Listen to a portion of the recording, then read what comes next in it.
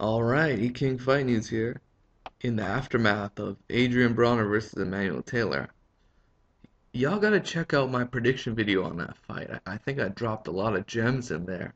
And one of those was that we would find out how good Chris Algieri is. Oddly enough, we can compare that because Chris Algieri dominated Emmanuel Taylor. He beat him very convincingly, used great combinations, uh, and he punched to the body and to the head.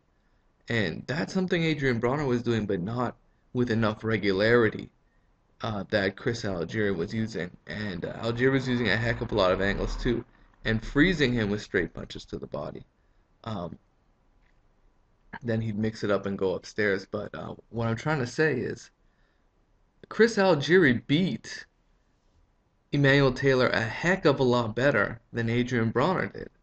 So that would naturally lead one to believe that Chris Algieri, as a fighter, in terms of a B, C level, um, is higher than Adrien Broner. And let's be real here. If Manny Pacquiao decided to fight Adrien Broner, I think a lot of us would be looking forward to that fight, wouldn't we? However, Chris Algieri doesn't get that type of respect because he's quote unquote unproven. And to be honest here, Manny Pacquiao might be in a tougher spot than he realizes against a fighter that's going to give him a smooth, slick jab, uh, a foot movement that just might match Manny Pacquiao just because of the strides and the length of Chris Algieri. He's probably going to cover more space of the ring, and he's going to be the one moving maybe more than Manny Pacquiao. Manny Pacquiao probably going to be hunting him down. And we all know how much Pacquiao likes to complain about his opponents running. Well, this and running is code word for boxing him. And Chris Algieri is a pure boxer, so stylistically, Manny Pacquiao has to overcome a heck of a lot and do his best to make Chris Algieri feel his power early on. And if he's having trouble honing in on Chris Algieri early on, especially because his stablemate Ruslan Provodnikov was able to deck him. Um, Manny Pacquiao uh, will be in serious trouble if he cannot land significant punches early in this fight. That's what I that those are really my thoughts going into this one, and I think Chris Algieri, like Emmanuel Taylor, I think Emmanuel Taylor is vastly underrated.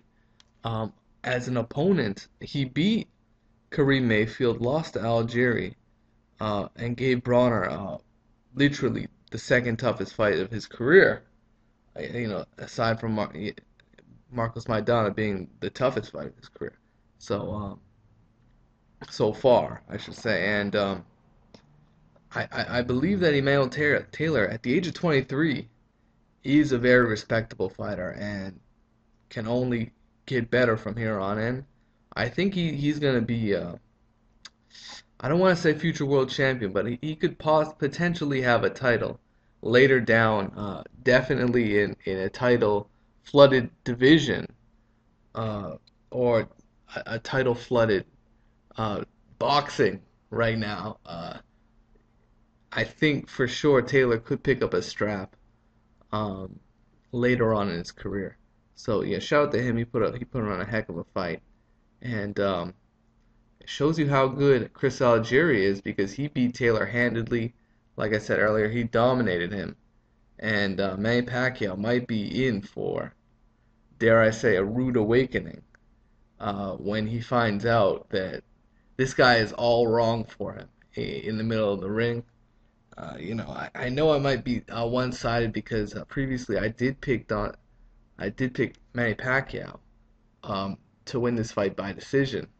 However, I wouldn't be surprised if it's a robbery. Let me just put it that way.